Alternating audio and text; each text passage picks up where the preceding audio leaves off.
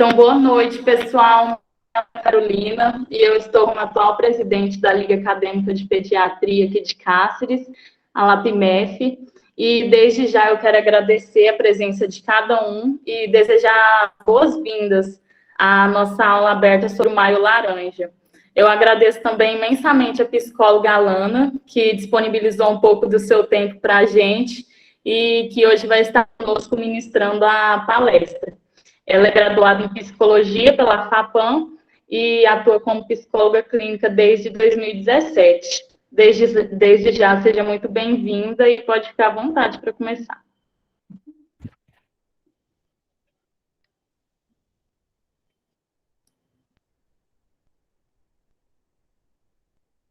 Oi, gente. Tá me ouvindo? Tava falhando aqui para mim o seu áudio. Eu não Sim, eu sei se estou te foi a minha ouvindo. internet. Tá me ouvindo, né? Ótimo. Uhum. Boa noite, pessoal. Também me sinto lisonjeada de estar aqui presente, né, nessa noite com vocês. Espero poder contribuir um pouquinho aí, nessa caminhada de vocês. E falar um pouquinho sobre esse tema, né, que é um tema tão delicado, mas é um tema tão essencial para que a gente venha expondo cada vez mais, principalmente nós profissionais, né, da área da saúde. Eu vou começar falando um pouquinho sobre de onde surgiu, né, o Maio Laranja, o que houve, que aconteceu para se tornar, né, aí essa data. Então, que hoje, né, a gente tem em crescimento o foco, né, do abuso das crianças e do adolescente. Em 18 de maio de 1973, a Araceli, ela tinha 8 anos de idade e ela desapareceu, né, para nunca mais ser vista com vida. E 6 dias depois, o corpo dela foi localizado em um terreno baldio, próximo ao centro, né, da cidade de Vitória, lá no Espírito Santo. Ela foi espancada, ela foi estuprada, drogada e morta. E o seu corpo ele foi desfigurado, né, com ácido. E na época dos crimes, né, os policiais ouviram diversas versões sobre o ocorrido. E após o julgamento e a absolvição dos suspeitos, foi que o processo dela foi arquivado pela justiça. Só que a morte dela, né, surgiu, né, e serviu como de alerta para toda a sociedade brasileira, exibindo a realidade, né, das violências cometidas contra as crianças. Um ato tão brutal, um ato tão desumano, que, infelizmente, né, precisou acontecer com a Araceli, para que tomasse uma maior visibilidade, e quem sabe assim, quanto mais nós falarmos, quanto mais nós expormos o tema, a gente consiga diminuir o índice, né, que a gente vai falar também aqui um pouquinho sobre o índice de abuso a crianças e adolescentes. Atualmente, né, diversos autores, eles descrevem o abuso sexual como uma forma de violência que acontece dentro do ambiente doméstico ou fora dele, né? Podendo o agressor ser uma pessoa tanto conhecida como desconhecida da vítima. Geralmente, quando é desconhecida da vítima, tende a ser também um vizinho, um amigo, que passa ali como um desconhecido, mas na verdade tem algum elo ali, mesmo que mínimo, com a vítima. E a relação, né, ele é marcado por uma relação muito desigual de poder. E quando o agressor, seja ele pais, responsáveis da criança, seja pessoas conhecidas ou desconhecidas, ele tende a dominar a criança e o adolescente. E vem se apropriando, né, anulando as vontades, tratando aquela criança não como um sujeito de direitos, né, como todos nós somos, como todos nós esperamos ser, né, mas sim como um objeto que vai dar um prazer, um alívio sexual ali, levando, né, a uma série de fatores depois que a criança ou adolescente é acometido por isso tão brutal. Eu não sei vocês, mas quando eu pego para estudar, para ver essas questões, eu não sei, o meu lado humano e mãe, eu fico muito chocada com algumas notícias, na verdade, com a maioria, e é até impossível a gente não sentir, a gente não se colocar no lugar. Eu tenho 2 meninas e eu estava preparando, né, esse momento aqui, eu não tem como eu não pensar, eu não imaginar algo, e, sinceramente, eu não sei qual seria a minha reação diante de uma situação dessa, se chegasse a passar com uma filha minha. Então, assim, fica aí meu adendo de mãe, né, mas que eu fico muito, muito triste, realmente, de a gente ter que comentar sobre essas questões em pleno século XXI, né? E existem duas modalidades de abuso sexual contra as crianças e adolescentes. Tem tanto a intrafamiliar quanto a extrafamiliar. Quando a gente fala de intrafamiliar, é quando existe um laço, né? Seja de consanguinidade, pais, irmãos, avós, tios, né? Seja por afinidade, padrasto, madrasta, cunhado, ou por responsabilidade, que daí entra pessoas que têm a guarda, a tutela, né? Da adoção ali, daquela criança ou daquele adolescente. E quando a gente fala do contexto extrafamiliar, o agressor é uma pessoa conhecida ou desconhecida da vítima, né? Que vai ter ali uma vantagem psicoemocional da relação.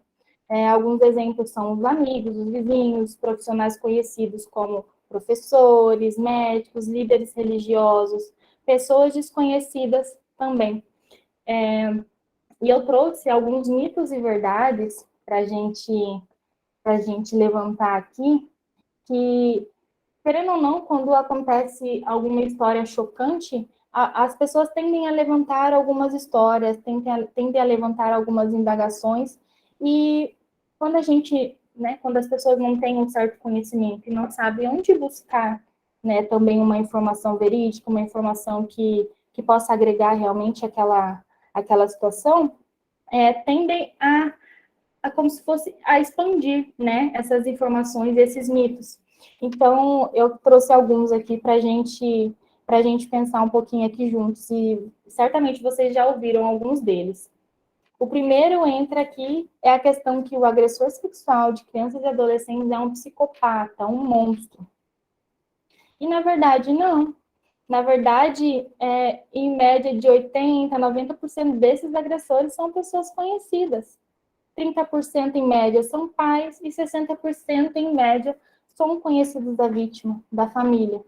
Então, essa ideia de que é uma pessoa que a criança nunca viu, é uma pessoa, um monstro, uma pessoa que vai vir ali para determinado, para fazer aquele ato, é um mito. Porque a grande maioria das situações que acontecem uma agressão sexual acontecem com pessoas conhecidas da criança. E é um fato chocante, né? Um outro mito também que é propagado, né? Mas que com o Maio Laranja, com essas políticas voltadas, né, para a criança, para a adolescência, para a infância, né, e adolescência, é que o abuso sexual de crianças e adolescentes é algo raro. E é muito mais comum do que a gente imagina. Em média, 1 em cada 3 a 4, né? 1 em cada 4 meninas e 1 em cada 10 meninos serão vítimas de alguma modalidade de abuso sexual até completar 18 anos. Então, se a gente for olhar uma proporção aí de população de crianças e adolescentes, né, a gente tem um número muito alarmante com relação a esses dados. E eu espero, sinceramente, que esse número reduza, mas muita coisa precisa ser feita e muita coisa precisa ser incrementada, né? Tanto na educação, quanto na segurança, quanto em todas as áreas sociais, né? Para que a gente consiga ter uma perspectiva melhor quanto a isso, né? Outro mito bastante interessante é que as crianças inventam estarem sendo abusadas sexualmente. Só que a verdade é que as crianças falam a verdade. Em média, apenas 8% dessas crianças inventam uma história, né, de agressão, de abuso, enfim. E sendo que, em média, 3 em 4 dessas crianças, as histórias que elas contam são induzidas por adultos. Então, a gente tem aí um cenário de que tem um adulto que pretende, né, atingir um outro, né, a pessoa que foi incriminada ali, e coloca a criança no meio para participar de tudo isso, para mais um tipo de abuso também, né? Mesmo que a criança não foi abusada, se foi inventado ali, né, pelo adulto, a criança tá passando por um sofrimento psicológico também, né? Mesmo que indiretamente. Outro mito é que a criança e o adolescente abusado sexualmente vai esquecer a experiência sofrida. Basta a gente não falar do assunto, basta nunca mais tocar no acontecido, basta nunca mais a criança ver, o adolescente ver aquela pessoa, não ouvir falar, enfim, que ela não vai mais se lembrar disso, não vai se lembrar, não vai ter nada na vida dela que relembre aquilo. Só que o tempo não cura todos os males, né? E as crianças vítimas precisam receber ajuda terapêutica. A gente sabe que hoje os transtornos mentais, né, e as doenças psicológicas, elas são advindas de uma série de fatores. E uma delas é o fator ambiental, o fator social, o contexto familiar, os traumas que a criança ou adolescente já passou e que percorreu durante a vida. Então, é um fator importante e pré-determinante também, né, para que a criança tenha um risco a mais de desenvolver algum transtorno, desenvolver alguma condição psicopatológica. Então, o tempo não cura todos os males e a criança, o adolescente, enfim, a vítima de abuso sexual precisa sim receber uma ajuda terapêutica especializada, precisa sim receber um acolhimento, precisa sim ter um atendimento digno, precisa sim ter de volta, né, tentar, né, que os profissionais tentem devolver a ela uma mínima condição ali social para ela se reinserir, né, de forma mais segura possível no contexto social. E a gente vive em sociedade, tudo que a gente faz praticamente é em sociedade. A gente estuda em sociedade, a gente se diverte em sociedade, o nosso contexto é social. Então, a criança, né, exposta a um abuso, exposta a uma violência, mesmo o nível que for, ela tende a desenvolver algo, né? Ela vai ter algumas questões fragilizadas. Então, quanto maior o nível de assistência, o quanto melhor for desempenhado esse nível assistencial para essas vítimas, melhor, né? E maior a chance dela ir se reinserindo, né? Mesmo que difícil, né? Mesmo que de forma delicada, mas que ela consiga ir se desenvolvendo aos poucos e de volta ao meio social que todos nós precisamos, né? E todos nós pertencemos. E outro mito também esse é muito falado, é que quando a vítima não mostra uma resistência, não vai existir o abuso sexual. Só que a criança, o adolescente, eles não podem ser culpados, né, por ter tido uma resistência ou por não ter tido, enfim, pelo que for, ele não pode ser culpado, né, independente do método que aquele agressor for consolidar ali aquele abuso, independente da forma que for, independente do ambiente, do nível de agressão, enfim, independente do método utilizado para ele, aquela criança, aquele adolescente não pode ser culpabilizado por aquilo. Então, independente de a vítima ter esboçado uma resistência, não ter esboçado uma resistência, o agressor que está ali comandando aquela situação. Então, não é a atitude daquela criança, daquele adolescente que vai determinar a condição da situação. Pelo contrário, né? Se o abusador está disposto a cometer, ele vai cometer. A criança ficando resistente, não ficando resistente, enfim, o que ele foi, né, ali pré-determinado a fazer, ele vai cometer, infelizmente, né? Infelizmente. Até que vocês estão conseguindo compreender, pessoal, tá claro? Estão conseguindo Sim, ouvir tudo bem? certo. Ótimo, ótimo. É um tema muito pesado, não sei se vocês acham, sentem isso também, mas eu acho muito delicado, né? E eu separei aqui para a gente conversar um pouquinho também sobre os métodos que os agressores costumam utilizar, né, para cometer o abuso sexual. igual como eu acabei de comentar aqui com vocês, a criança e o adolescente, eles nunca devem ser vistos como culpados. E principalmente, né, quando o agressor, para ele executar o abuso sexual, ele tende a recorrer a diferentes métodos, né? Então, não importa qual seja o método, sempre vai existir uma relação de desigualdade entre o poder, né? Vai ter o agressor e vai ter a vítima, né? Então, um dos métodos, né, que eles utilizam entra o sadismo. O que seria o sadismo? É quando o agressor, para ele se satisfazer sexualmente ali, ele vai necessitar, né, ele necessita de provocar uma dor na vítima. E essa dor, ela pode ser tanto física quanto emocional. Quanto à dor física, a gente engloba espancamento, queimaduras, dor lesivas mesmo, né, físicas. E quanto a gente abre para dor emocional, entre os insultos, humilhações, colocar pânico ali na criança, no adolescente, naquela situação como um todo. Ele varia de grau, né, desde algumas fantasias até uma flagelação da vítima, né. Então, vai depender ali muito não só do momento, mas do que ele está disposto a fazer ali para sanar aquele desejo, satisfazer aquela coisa sexual que ele tanto necessita ali naquele momento. Um outro método que é muito utilizado é a ameaça. Nesse método não existe, né, uma dor física, mas existe o sofrimento psicológico, né, que é tanto qual equivalente, né, a um sofrimento físico.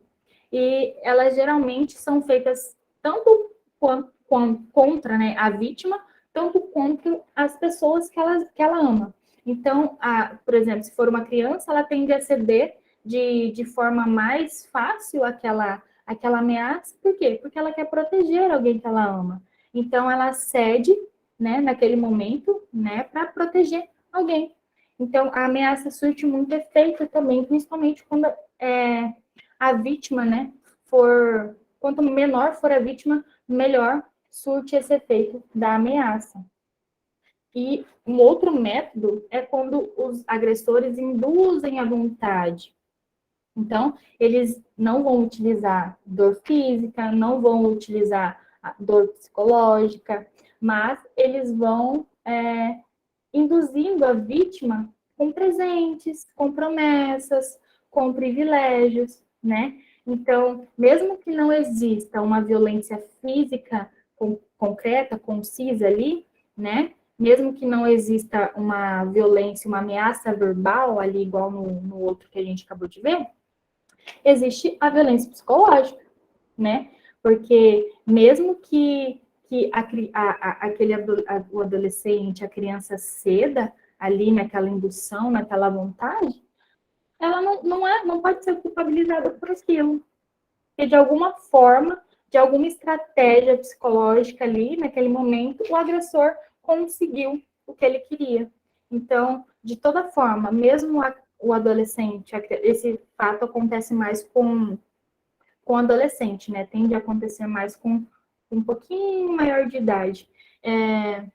Mesmo que ele não passe ali para aquele momento, né, de violência física e tal, mas ele está submetido a uma pressão psicológica de alguma forma. E depois, quando perceber, né, o que está acontecendo, vem todas as outras questões que quem sofre tanto a ameaça quanto a dor física em si, né, a violência física, sentem, né? Então, quando o adolescente se dá conta do que está acontecendo, né, às vezes pode durar meses, anos, né, essas agressões, principalmente quando acontece com pessoas conhecidas, né, daquela criança, daquela família, que vem as questões mais traumáticas, que vem os conflitos realmente mais expressos, né, daquela pessoa, daquela criança. Tem algumas estatísticas e algumas características que é bastante relevante para eu comentar aqui com vocês. É que, geralmente, esses abusos, né, os quadros de abuso sexual, iniciam entre os 6 e terminam até os 12 anos. Só que a idade em que esse abuso sexual é mais frequente gira em torno dos 8 e aos 12 anos. Então, é uma faixa etária bem baixa, né? São crianças ainda, são pessoas vulneráveis no ponto de vista de desenvolvimento, né? Então, é uma idade muito precoce, é uma idade de alerta, né? Para vocês terem uma noção, nos Estados Unidos, 1 em cada 4 mulheres sofrem algum tipo de abuso sexual antes de chegar aos 18 anos. As pessoas tendem a colocar, só os países de primeiro mundo não tem esse tipo de coisa, os países de baixo nível socioeconômico, tem maior índice e tal. Só que a gente tem um problema, né, social, um problema mundial que não perpassa, né, a países e não escolhe países, não escolhe gerações, não escolhe etnias, não escolhe ninguém. É um problema que afeta mundialmente, é um problema global, né? Então, é um alerta que a gente precisa ter sim, principalmente como profissional de saúde, né? Na clínica, eu como clínica, vocês como futuros profissionais da medicina. A gente tem um papel muito importante, tanto para ação, né? Para agir ali, quanto para identificar, né? Então, a gente tem, sim, um papel fundamental, um papel crucial, né? Quando a gente se trata de abusos, quando a gente se trata de violências, quando a gente se trata, principalmente, de crianças e de adolescentes, né? E não sabem se defender sozinhos na maioria das vezes.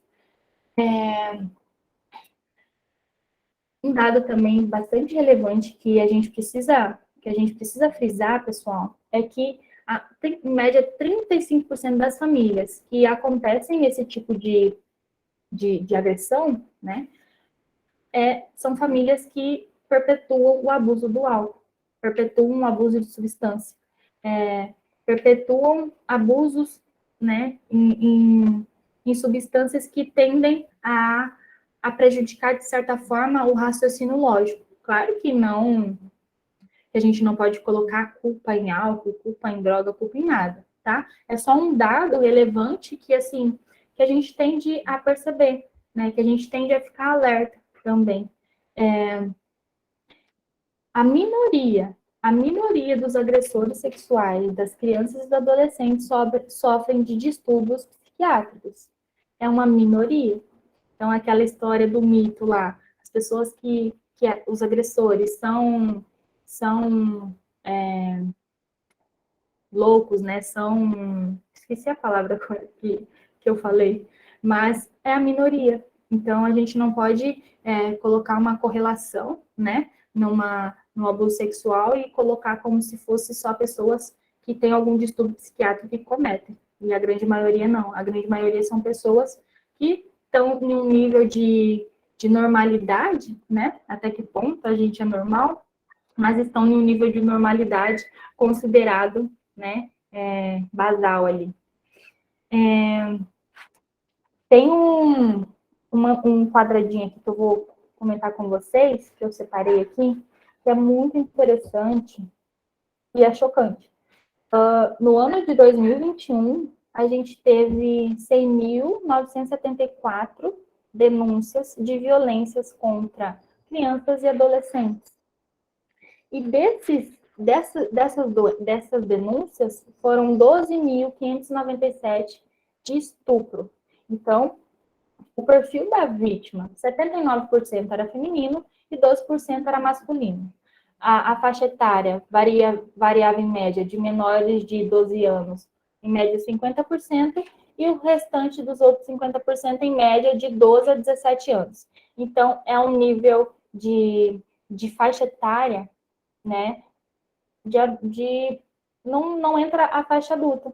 Percebem que a maioria ou está crianças, né, abaixo de 12 anos na infância, ou estão na fase da adolescência. E outro dado que quando eu fui levantar essas pesquisas para a gente comentar aqui, que me chocou, não me chocou, mas que me deixou assim em alerta, né, foi que a maioria, né, dos perfis das vítimas se enquadram em pessoas brancas.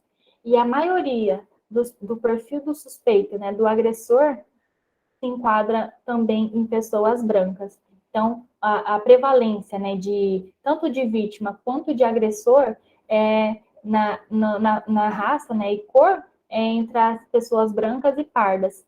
Então, tem muito aquele discurso, né, é um preconceito, é um racismo também, que essas condições, essas questões de maior vulnerabilidade, essas questões de agressão, essas questões que nos chocam, né? Só acontecem com pessoas negras, com pessoas de baixa renda, com pessoas que não têm escolaridade.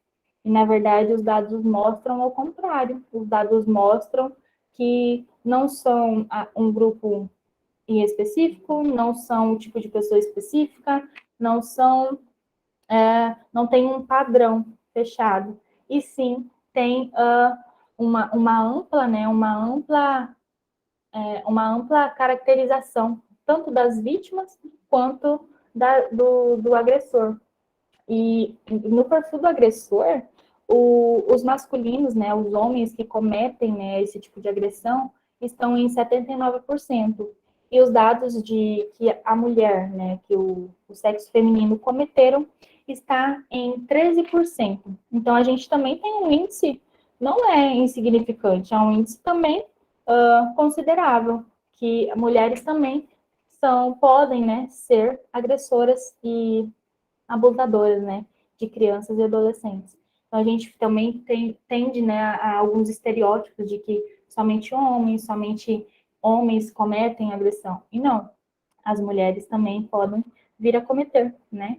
E o perfil da vítima também. Tanto meninas quanto meninos sofrem com abuso. Não é um público fechado, meninas. Igual eu acabei de falar, não é um público X que é acometido pela agressão, não é um tipo de agressor Y que vai, né, desenvolver aquele tipo de agressão ali naquele momento. Então, é um perfil muito vasto, é um perfil muito amplo, o que nos deixa mais atento ainda, né, conforme a gente faz uma avaliação, conforme a gente for solicitado para fazer algum procedimento ali, para a gente não ir com um pré-julgamento, né, para a gente ir aberto, né, e analisar as evidências ali, o que realmente aquele caso traz, o que realmente aquela pessoa traz, o que realmente aquele familiar traz, o que está acontecendo em geral. A gente já não ir com um pré-julgamento daquilo, pode ser tal coisa, pode ser outra coisa. É claro que a gente, ali naquele momento, entra alguns aspectos, né, específicos, só que ali naquele momento o mais importante é a gente ajudar a vítima e a gente identificar o que é o procedimento que deve ser feito ali naquele momento, constatar realmente o que está acontecendo, né? Sem um pré-julgamento estabelecido e sem um preconceito, né, já vindo concebido ali, para que o menor índice de julgamentos aconteça, e sim que o lado profissional, né, e o lado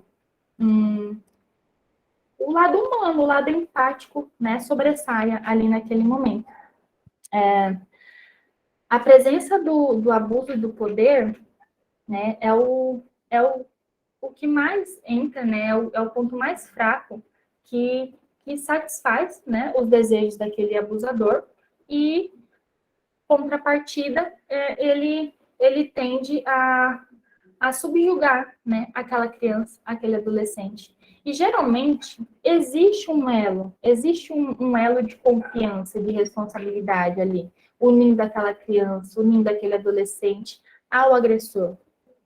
Então, geralmente, aquela criança, aquele adolescente, ele pensa, né, ele pode vir a pensar que aquela ação, né, aquele momento de falar para alguém, pode estar traindo a confiança em algum aspecto daquele agressor. Se for uma pessoa, um pai, se for um padrasto, se for um tio, tende a ser uma pessoa muito próxima, tende a ser uma pessoa que agrada, tende a ser uma pessoa que cativa por um lado, para que quando possa vir algum momento em que a criança ou adolescente vá falar alguma coisa, ou que alguém pergunte, ela vai se sentir constrangida de levar aquela informação, de falar o que realmente está acontecendo, porque ela tem um elo, ela tem uma corrente que liga, né? Então, ela pensa que ela vai trair a confiança daquela pessoa, né? E isso é o que fica mais difícil ainda, né? Da gente ter acesso realmente à informação verídica, ter acesso realmente a uma evidência, né? De que está acontecendo, de que o que está acontecendo ali na vida daquela criança, na vida daquele adolescente, né? Porque ele pensa que está traindo. E geralmente, quando acontece, né? Quando esses abusos acontecem com crianças menores, elas tendem a crescer achando que aquilo é um tipo de amor, que aquilo é um tipo de afeto, que aquilo é um tipo de demonstração de carinho. Então, para ela, aquilo, né, até certo momento, tá normal. É uma coisa que ela foi crescendo e aprendendo. Quando ela se dá conta, né, que aquilo ali é uma violência, que aquilo ali é um abuso, é como se a ficha cai, sabe? É como se o mundo desmorona. E aí é onde ela não sabe o que fazer. E muitas vezes, né, a gente tem acesso a informações de que a criança ou adolescente levar a informação para a pessoa que cuida, seja para a mãe, seja para a tia, para a avó, enfim, seja para alguém, alguma pessoa ali, né, não sendo o agressor. Quando ela leva aquela informação, a pessoa tende a não aceitar, né? Tende a ver como, pode ser uma invenção, né? Aqueles mitos, né? As crianças inventam isso, né? Só que as crianças demonstram, as crianças mudam os comportamentos, as crianças mudam a forma de produtividade na escola, as crianças demonstram através de desenhos, através de brincadeiras. Então, é muito complexo, sabe? Uma situação como essa. Principalmente quando aquele momento, né, que a criança ou adolescente leva aquilo, aquela situação, passa a não ser uma coisa relevante para aquele familiar que recebeu a notícia. Então, aquela criança se sente invalidada. Poxa, se a pessoa que cuida de mim, se a pessoa que eu amo, né, não tá levando em consideração o que eu estou falando, então será que isso é normal? Né? Algumas se revoltam, vão atrás da justiça, e aí conseguem, né, outros meios, outras pessoas para ajudarem, e as outras se calam, continuam naquele processo, continuam naquela sequência de violências. E esse silêncio, né, é muito imposto à vítima, seja pelo agressor, seja pelas pessoas da família, né, que querem abafar o caso muitas vezes. Então, assim, é uma realidade muito ampla, né, e que demanda muita cautela realmente para lidar com cada tipo de condição que possa vir a aparecer para nós lidarmos. O perfil da vítima, né, que a gente pode levantar aqui, é que, em média, né, o perfil da vítima de até uns 4 anos acontece em estimulação genital, estimulação anal, tentativa de felação, tentativa de penetração. Os indicadores físicos podem vir a acontecer inflamações, hemorragia, tanto anal como genital, um corrimento vaginal, doenças, né, sexualmente transmissíveis. E os principais pontos psicológicos que podem vir a acontecer são os desenhos sexualizados, a perturbação do sono, muito frequente, medo de homens, comportamentos ou brincadeiras, né, de cunho sexual e inapropriadas, né, para aquela faixa etária, né? Então, poxa, uma criança de 4 anos tendo acesso, né, tendo conhecimento de algumas coisas que não é adequada, não é ideal ali para aquela idade, né?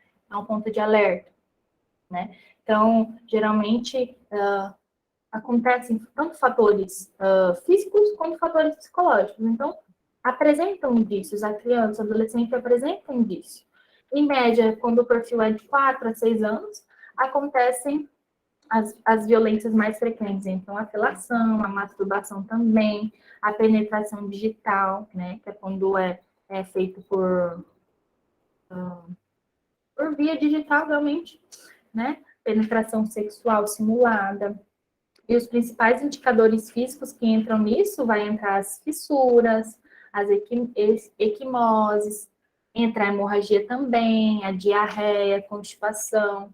E os principais indicadores psicológicos, né, a gente pode perceber que é uma idade um pouquinho maior, né, até uns 6 anos, a criança tende a desenvolver uma limpeza compulsiva, uma destruição simbólica dos pais, acessos de raiva frequente, né, em diversos ambientes, na escola, em casa, com os coleguinhas, em brincadeiras de rua, né? Então, a criança tende a estar mais irritada, a desenvolver, né, mais acessos de raiva. Conhecimento sexual inapropriado, né? Brincadeiras, discursos, né? Falar algumas coisas, desenhos, perturbação do sono. Perturbação do sono é frequente em toda a faixa etária que a gente vai ver aqui. Entre os 7 e 12 anos, entram também as questões da felação, a masturbação, a penetração digital, aí já acontece, pode vir a acontecer a relação sexual e o exibicionismo, né? E os principais indicadores físicos, né, pode vir a acontecer o diâmetro aumentado do orifício, né, do ímen, a ausência do ímen também, o canal vaginal mais alargado, inflamação, fissuras, né, tanto anal quanto vaginal, as DSTs, infecção urinária, diarreia, enurese, enxaqueca, asma emocional, desordem no apetite. E os principais indicadores psicológicos nessa faixa etária, de 7 a 12 anos, vai entrar perturbação do sono, fracasso escolar, mudança de humor, segredos, né? Aquela criança que se retrai, que não conversa mais com as pessoas, que tende a ficar de segredinho com um ou outro, principalmente aquelas crianças que se fecham mesmo, se fecham ao diálogo. Sempre vai ter uma amiguinha ou outra que ela vai conversar, mas você percebe uma nítida mudança, né, no aspecto daquela criança, no desenvolvimento daquela criança como um ser social. Apresenta ansiedade, começa a mentir, né, pode furtar, pode ter comportamentos agressivos, né, pode vir a assumir papel maternal também, né?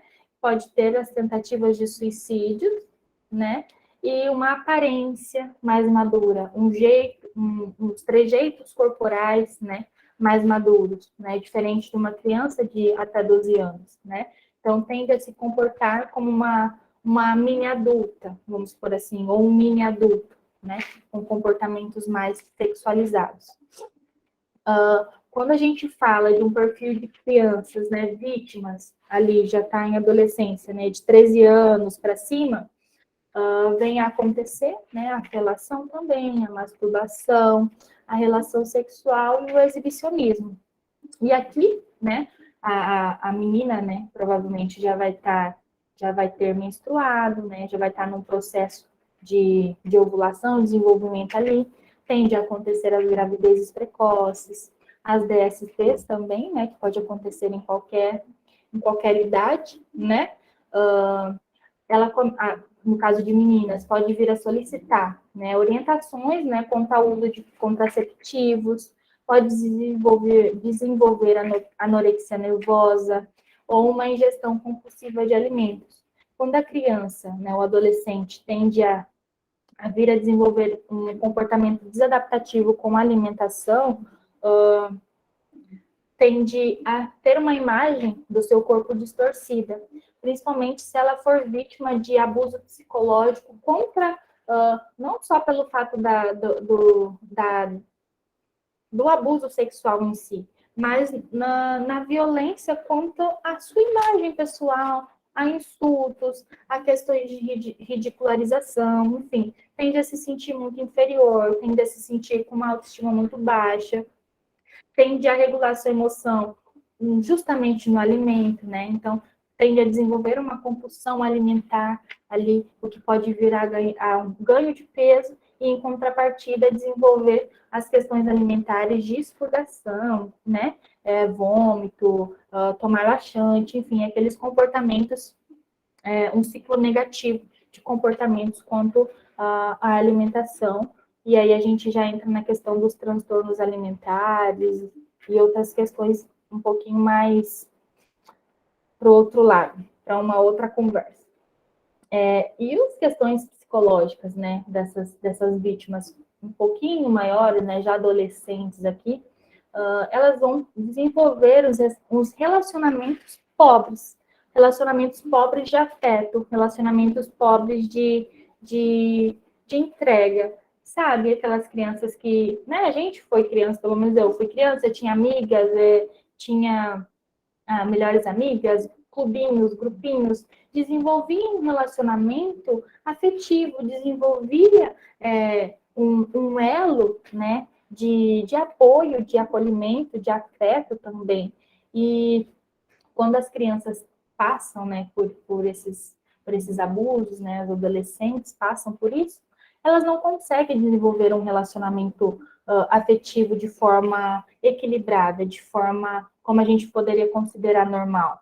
Por quê? Porque ela está mexida, o foco dela está em outras condições, ela está passando por uma série de questões psicológicas que a impedem, né, de desenvolver um relacionamento, a impedem de confiar em alguém, a impedem de ter uma relação íntima também. É muito comum pessoas que passaram, né, vítimas de abusos, vítimas de estupros, vítimas de violência sexual, desenvolverem um certo trauma, né, para manter novos relacionamentos sexuais, por exemplo, venha se casar e aí não consegue manter relação sexual com o companheiro, com a companheira. Então, é muito comum desenvolver esse tipo de relacionamento, né, empobrecido e de certa forma prejudicial, tanto para a pessoa em si, né, a vítima, quanto para as pessoas que possam vir a se relacionar com elas de alguma forma.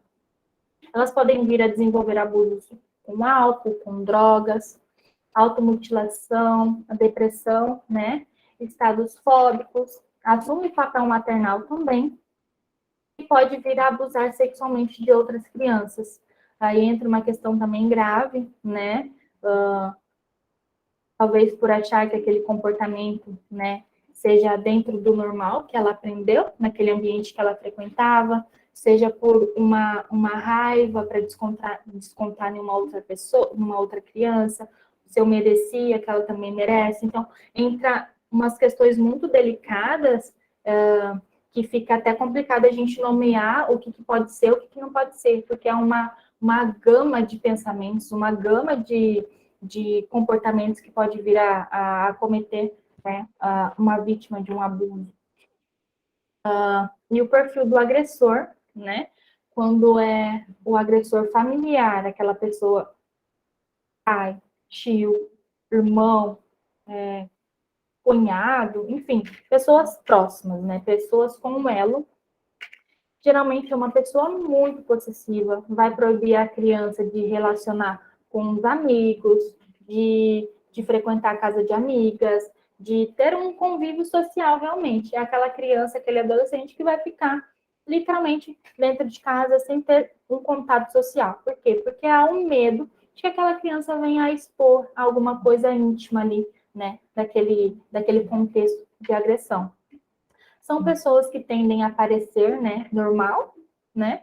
Geralmente, quando possui um relacionamento conjugal, quando tem uma mulher, quando tem um esposo, enfim, é marcado por crises na área sexual, né? Então, é um ponto de alerta também para os cônjuges, né, que venham a perceber alguma coisa normal, venham a desconfiar. Também é importante passar por uma avaliação, é importante investigar, sim. Pode ser um abusador de álcool, de drogas, novamente, né? Geralmente é imaturo, é egoísta, não tem estrutura para construir nenhum relacionamento saudável, né? Culpa a vítima por ser sedutora, né? Aquilo que a gente comentou lá no começo, a vítima nunca vai ser culpada, a vítima nunca vai entrar nesse âmbito da culpa. Sempre a culpa vai permanecer no agressor, independente de qual método ele utilizou, independente de qual forma é essa relação dele com a vítima. E geralmente esses agressores acreditam que esse tipo de relacionamento sexual com a vítima em questão é uma forma de amor familiar. É uma coisa normal, é uma coisa, é um instinto, é uma coisa que vem lá de dentro. Então, para o agressor é uma coisa normal, é uma forma de amor, né? E quando ele é descoberto, ele vai negar, né? Ele vai negar aquele abuso, ele vai usar de manipulação da vítima, ele vai usar de uma superioridade, né? Tanto física quanto do cunho psicológico também, né? De manipulação, de ameaça, enfim, para aquela vítima, né? Seja para não abrir o que ela sabe, seja para ela ficar realmente no que ele espera, né? Continuar naquele papel de vítima e ele de agressor. E quando a gente tem um papel, um perfil, né, do agressor extrafamiliar, que é quando pode ser vizinhos, amigos, pessoas desconhecidas também, geralmente vai ser uma pessoa amável, uma pessoa que gosta de ficar junto à vítima, longe de pessoas que possam estar ali vigiando, pessoas que possam cuidar de alguma forma daquela vítima. Vai usar de manipulações, vai usar de presentes, de privilégios para realmente conseguir aquilo que ele quer, né? Então, vai fazer o que for possível, o que estiver ao alcance dela, né? Dele ou dela, para conseguir realmente conquistar aquilo que ele quer, né? Para ele manter a vítima por perto e ter aquilo que ele quer, de forma que as pessoas não fiquem sabendo.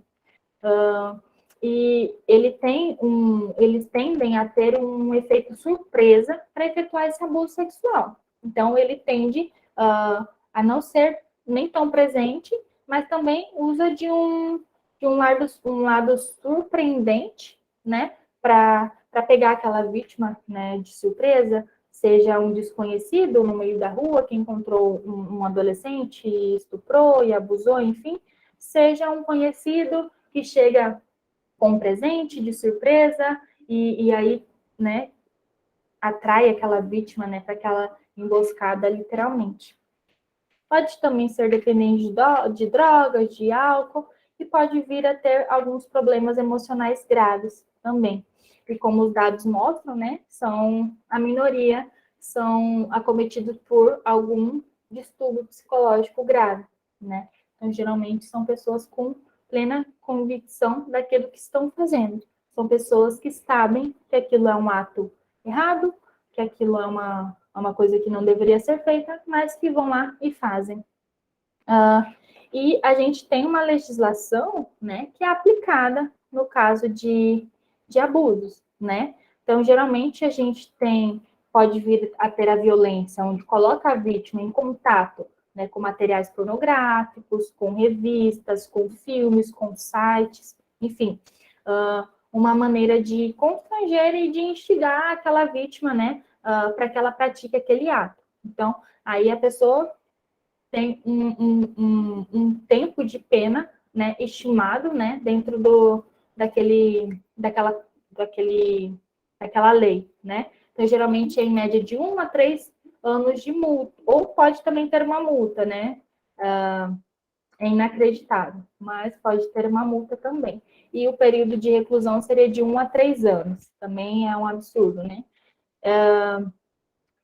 Também tem o caso de que quando o agressor, né, deixa a vítima presenciar tanto relações sexuais, tanto outros atos, né, se masturba na frente da vítima, e geralmente, né, precisa se enquadrar a criança, né, ou adolescente menor de 14 anos de idade para entrar nesse artigo, né?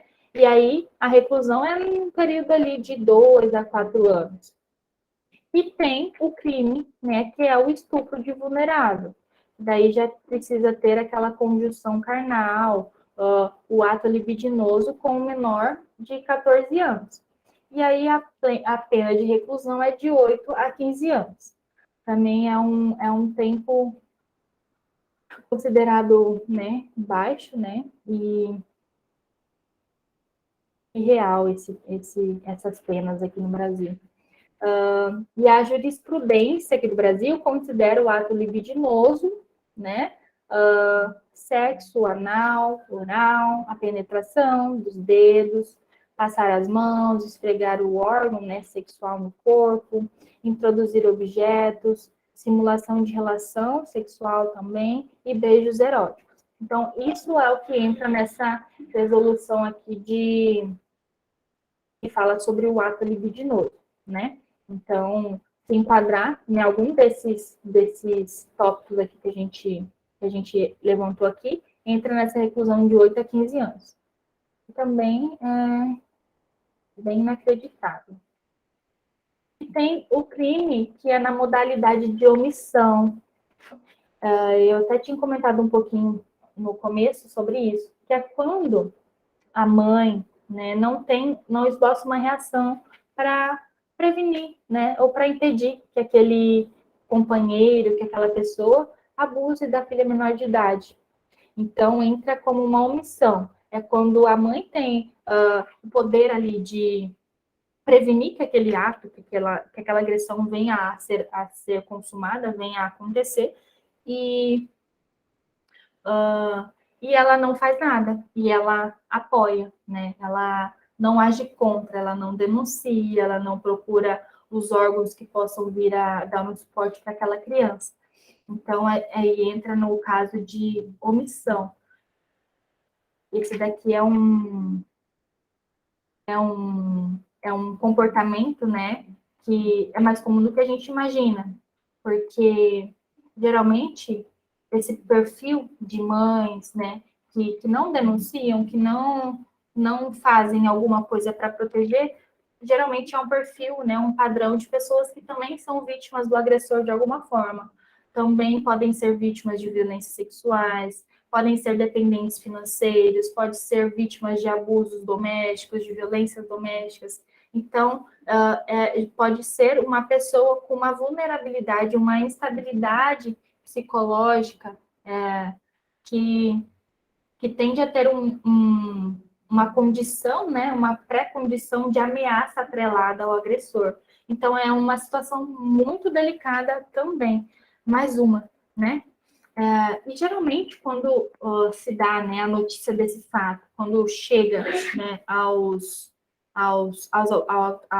autoridade, ao conselho tutelar, essa notícia, né, o fato em si, acontece uma visita domiciliar ou institucional, né, no caso de for uma escola, se for uma creche, se for um outro local, né, e a visita domiciliar, no caso da residência e tal.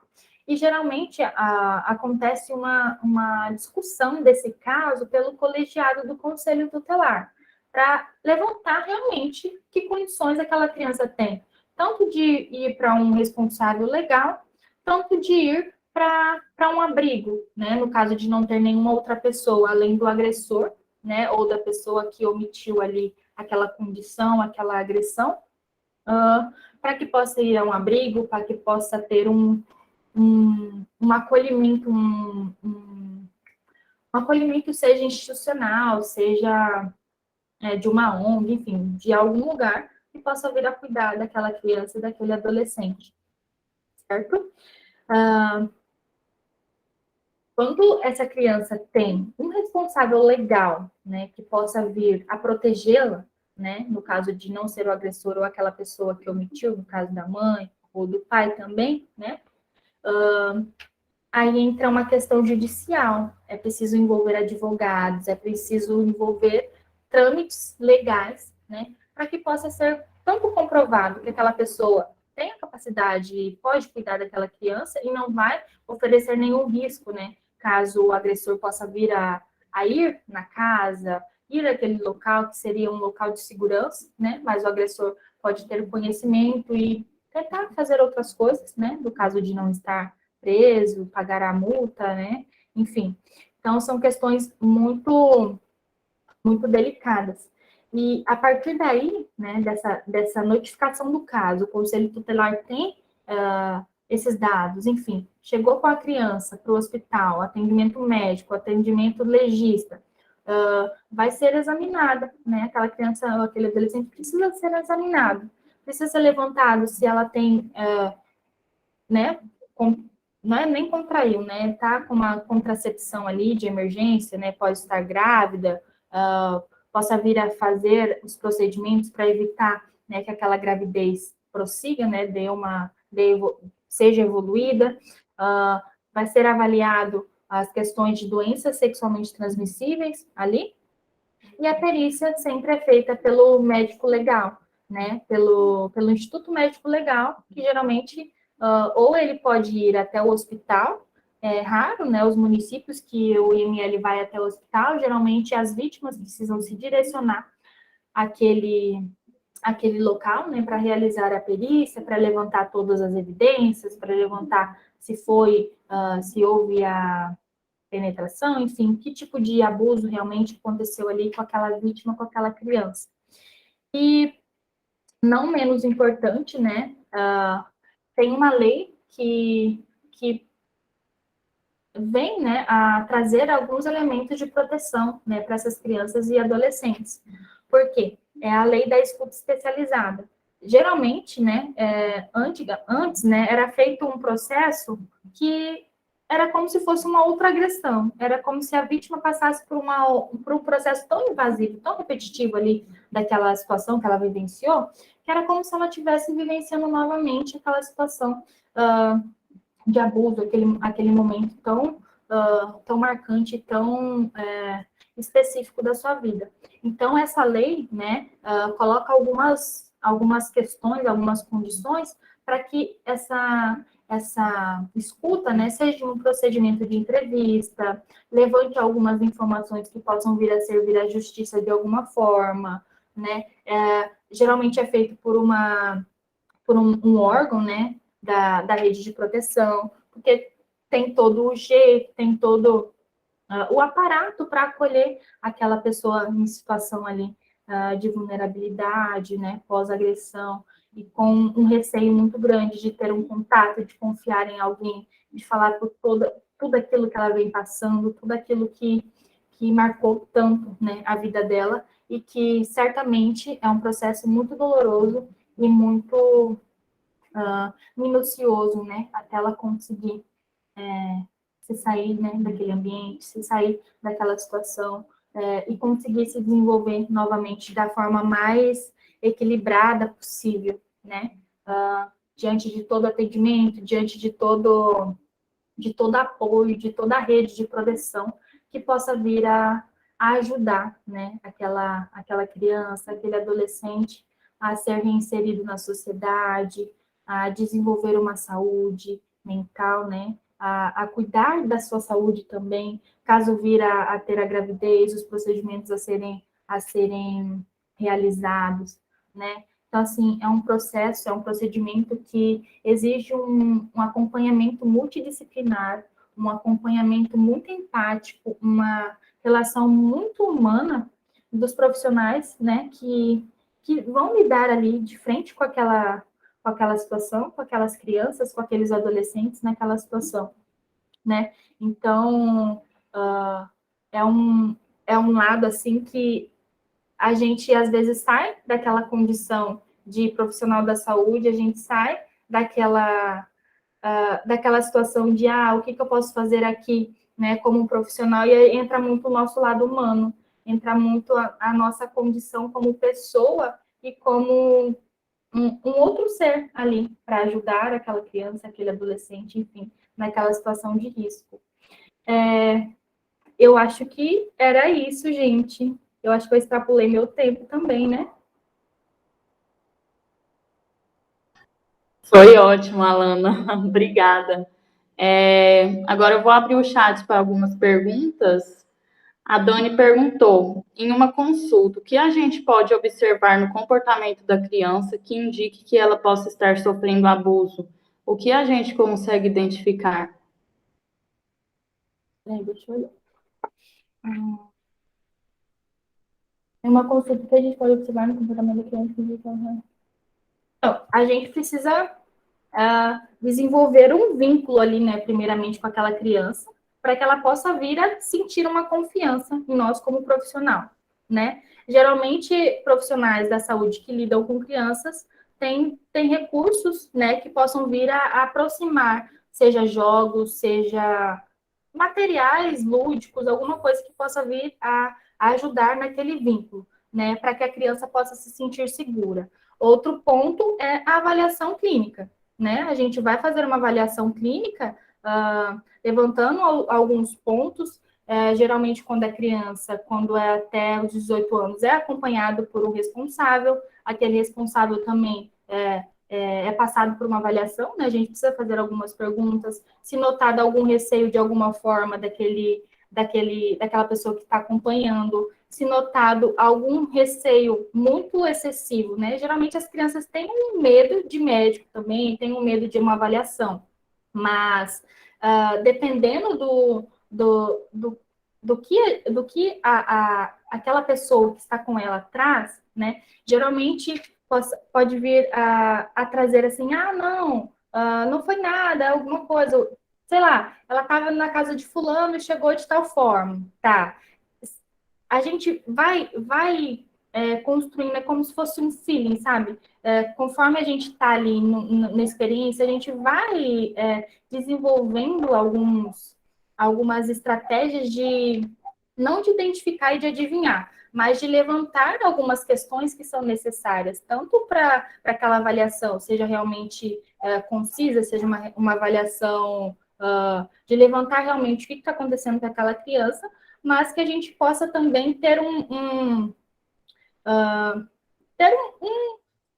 jeito, né? Um jeito de avaliar de forma que a gente consiga perceber, né? E tem os exames que podem ser feitos, né? Se tá com dúvida, se não quer levantar ali, causar um espanto e tal, fazer uma avaliação mais detalhada, se precisar de chamar alguma outra pessoa que possa ter alguma consciência ali daquela situação. Então, são algumas estratégias para levantar. Porque a gente também não pode ir com um pré-julgamento, né, daquela situação, julgando a pessoa, enfim, só por alguma questão que possa vir a aparecer, mas também a gente não pode descartar, né? Então, a gente precisa, sim, investigar, precisa, sim, levantar o que for, né, ali da nossa alçada, né, realmente, mas que a gente também não faça uma avaliação pautada num pré-julgamento, né?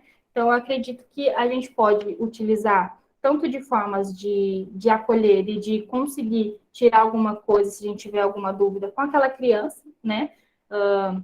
Através de pinturas, de desenho, de jogos lúdicos, enfim, tanto com aquele familiar que está ali acompanhando. Então, a entrevista clínica, as pessoas falam e a gente vai desenvolvendo, né? Conforme vocês forem lidando, né, com as pessoas na prática ali, vocês vão desenvolvendo ali aquela pergunta ali eu poderia fazer. Então, é igual na clínica. Às vezes eu estou na clínica fazendo uma avaliação e tem todo o protocolo, mas só que daí tem algumas condições, algumas questões que aquele paciente traz que eu preciso investigar melhor, porque ficou uma coisa contradita. Então, eu vou investigar, mesmo que não esteja num protocolo. Então, assim, é uma coisa a ser desenvolvida assim, e que uma avaliação bem feita, um olhar mais humano, um olhar mais delicado ali para aquela situação pode auxiliar nessa identificação de um possível abuso, de uma possível agressão. Certo, obrigada. Temos outras perguntas aqui. Ela mandou: como que podemos mostrar em uma consulta de rotina para a criança que o corpo dela é algo especial, deve cuidar dele?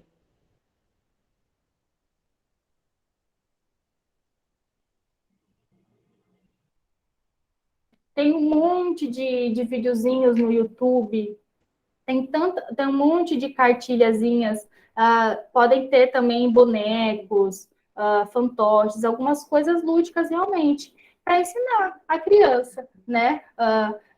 Tanto a identificar as partes do corpo, quanto aquilo que não pode ser tocado realmente. E desenvolver uma proximidade ali daquela criança, né? Por exemplo, a criança pode vir a reclamar de alguma coisa nas partes íntimas e tal. Como que você vai chegar e perguntar para aquela criança? Não vai chegar e perguntar tão incisivo diretamente para aquela criança. Você vai, querendo ou não, você vai rodeando. Você vai encontrar alguma forma mais delicada para você também não assustar aquela criança. Então, assim, tem vídeos, tem cartilhas, tem fantoches, bonecos que você pode utilizar para falar realmente para aquela criança que aquelas partes do corpo, você a mamãe pode limpar, enfim, até tal idade, depois aquela criança vai aprender a fazer uma higiene sozinha, como que é feita uma higiene, que, gente, eu tenho uma filha, quando ela tinha 6 anos, ela estava na escola, né, e estava tendo o pedreiro na escola. Não foi um pré-julgamento, tá? Mas é um medo de mãe, não sei. Eu sei que eu fiquei com medo. Eu falei, gente, não é possível. E aí ela ia no banheiro com a amiguinha. Eu falei assim, o que eu tenho que falar? E tava bem numa época que saiu um monte de notícia de criança abusada e tal. Falei, meu Deus do céu, já tá na hora, né, de conversar com ela dessas coisas. Mesmo eu mostrando o videozinho e tal. Eu cheguei nela, sentei com ela. Falei, filha, tal parte, essa parte aqui, só a mamãe vai limpar para você até tal idade. Desde criança eu ensino ela a se lavar também, né? Mas assim, a criança ter uma autonomia do corpo e assim desenvolver uma confiança com a mãe, com o pai é de extrema importância, assim. Eu sinto que se acontecer alguma coisa, eu acredito que a minha filha vai vir chegar em mim e falar. Por quê? Porque desde criança eu tenho um diálogo muito aberto, né? Então, essa é uma dica até de pai para de mãe, assim, sabe? Mas, assim, é um diálogo que a gente precisa ter com as crianças. São as partes íntimas. Não é qualquer um que pega, né? E nós somos adultos. Não é qualquer um que pega. Se alguém encosta na gente, passa uma mão no braço, eu não gosto, pelo menos. Ninguém vai tocar em mim sem minha autorização. Então, quem pode tocar em você? Você vai se limpar. Se tiver numa faixa etária ali de criancinha, a professora vai fazer a higiene e tal. Mas os pais precisam estar averiguando quando vai fazer a limpeza, como que está. É uma rotina. Querendo ou não, a gente vive, de certa forma, se precavendo de algumas situações que são absurdas, são bizarras, mas a gente precisa falar. Então, você pode utilizar bonecos, você pode utilizar vídeos no YouTube, você pode utilizar cartilhas de crianças, você pode perguntar para a criança o que ela já sabe sobre o corpinho dela, o que ela já ouviu falar, e aí puxando, instigando, porque criança fala, a criança é muito aberta a falar. Então, é um diálogo que você vai construindo ali. Então, pega uma boneca, abre um videozinho no YouTube, pergunta para ela o que ela já ouviu falar e leve como uma conversa normal e uma conversa muito importante para aquela criança. Não sei se eu respondi. Certo. Tá bom assim? Ficou ótimo, Quem que obrigada. perguntou? A Ana Foi Paula a tem uma pergunta. Daniela. Ela mandou assim: como abordar o assunto com os pais quando identificamos que aquela criança está sofrendo abuso?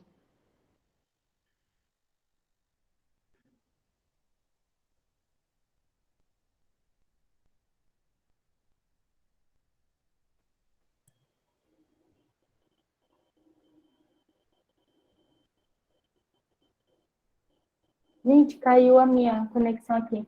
Como abordar o assunto com os pais quando identificamos que aquela criança está sofrendo abuso?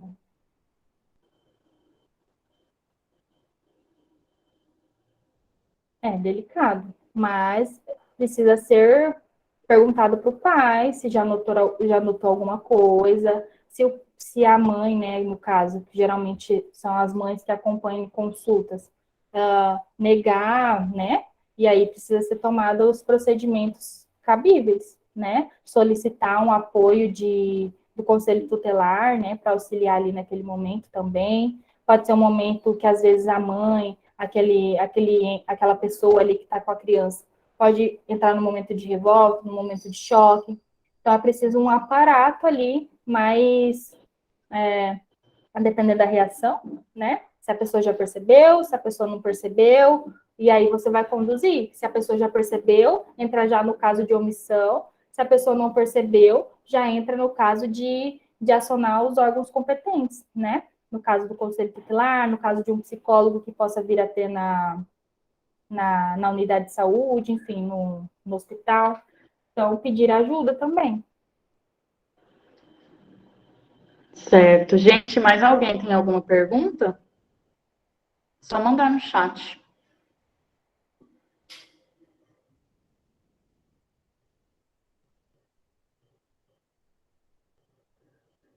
Acho que não. Ninguém mandou nada. Eu tenho um videozinho, acho que é no YouTube.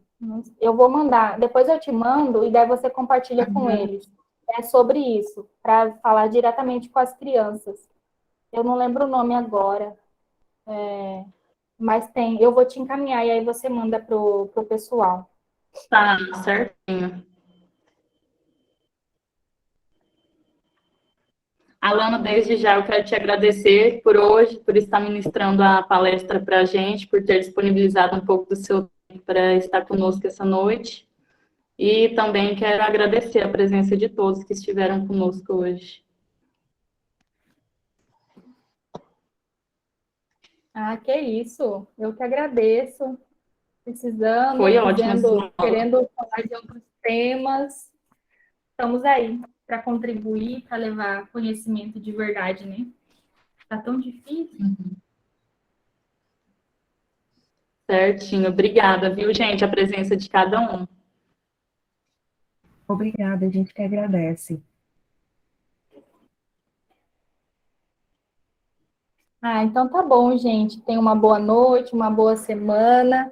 Se ficou alguma dúvida, alguma coisa mal esclarecida, pode me chamar que a gente conversa. Boa noite, gente. Boa noite, tchau. Tchau.